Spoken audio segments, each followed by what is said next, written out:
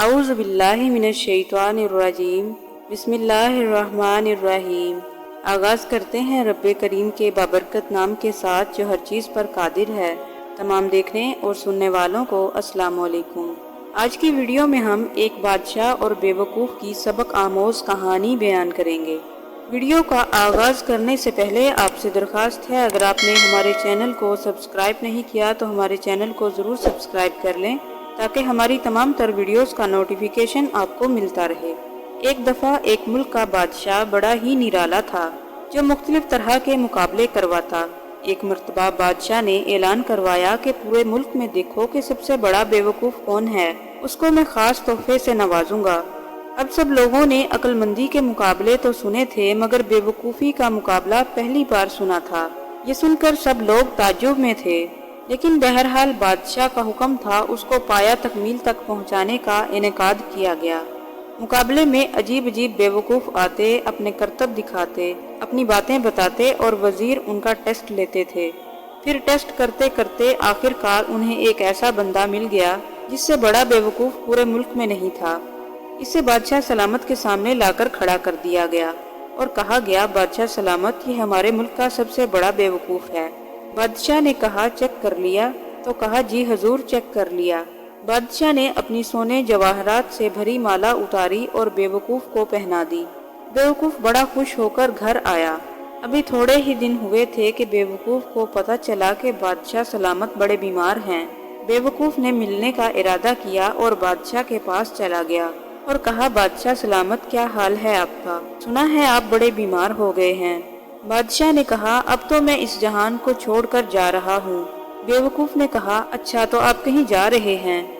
ये इतना बेवकूफ़ था कि उसको ये भी नहीं मालूम था कि मरना भी होता है। तो बादशाह कहता है, मैं इस दुनिया को छोड़कर दूसरी दुनिया में जा रहा हूँ। बेवकूफ़ ने कहा, अच्छा तो बादशाह सलामत, ये बताइए कि इधर मैं देखता हूँ कि आपका बहुत बड़ा महल है, जिधर आप जा रहे हैं उधर मकान बना लिया? तो बादशाह कहता है, नहीं, उधर तो मैंने झोंपड़ी भी नहीं बनाई। बेवकूफ़ ने कहा, अच्छा तो बादशाह सलामत, मैं देखता हूँ कि आपके पास बहुत पैसे, बड़ा माल, सोना चांदी, जवाहरात के ढेर लगे हुए हैं, जिधर आप जा रहे हैं उधर पैसे भिजवा दिए? तो ये सुनकर बादशाह सलामत कहता है, मैंने तो वहाँ फूटी कौड़ी भी नहीं भिजवाई।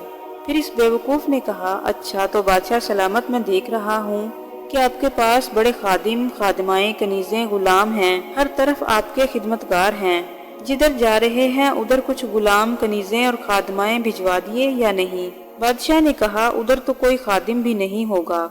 ये सुनकर उस बेवकूफ़ ने वो माला उतारी और बादशाह के गले में पहना दी और कहा, हजूर, मुझसे बड़े बेवकूफ़ तो आप खुद ही हुए।